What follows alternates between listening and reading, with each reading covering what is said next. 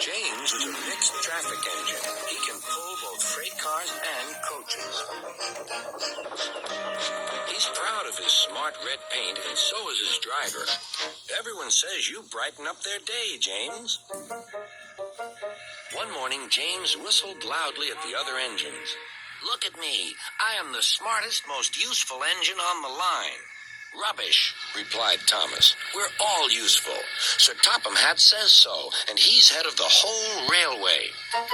"You know what, James?" added Percy. "What?" replied James. "You're getting all puffed up."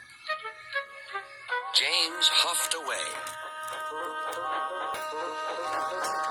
Later, he was still boasting. "I'm the pride of the line." "I saw you pulling freight cars," snorted Gordon. "You're only a goods engine." "I pull coaches, too." "Not as much as I do." "But Sir Topham Hatt has plans for me." James was only making this up, but Gordon believed him. "What plans?" Wait and see." "Oh, dear," he thought. "Now what'll I do?" Thomas was shunting shining new coaches. "Good morning, James." "Are those coaches for me?" asked James hopefully. "No, these are for Gordon's Express. I'll fetch your freight cars next." But James was going to play a trick on the other engines. "Actually, Thomas, I'm taking the coaches. Sir Topham Hatt asked me to tell you."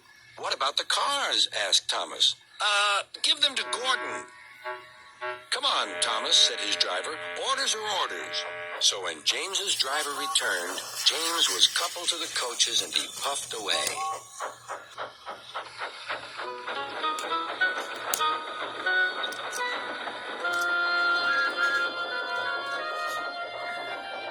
Thomas returned with the freight cars, and a few minutes later, Gordon arrived. "Where's the express?" Thomas told him about James. "And so here are your cars."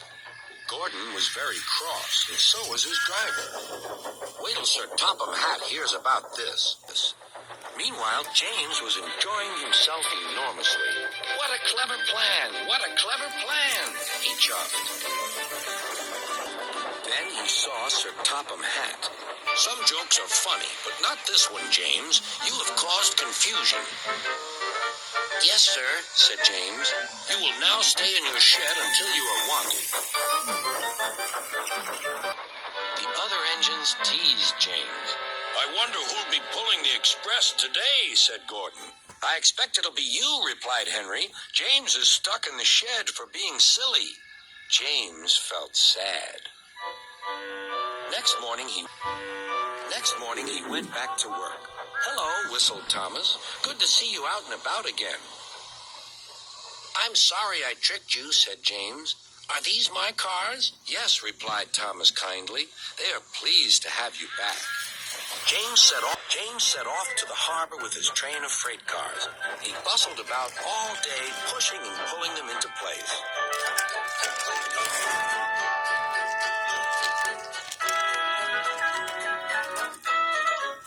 "Time to go home now, James," said his driver at last. "No cars or passengers, just we two." But his driver was wrong. "Excuse me," called a man. "I have a meeting with Sir Topham Hatt, and I mustn't be late. May I ride back with you?" "Of course," replied James's driver. Then he whispered to James, "This gentleman is a railway inspector." James was most impressed. He steamed along the line as smoothly and quickly as he could.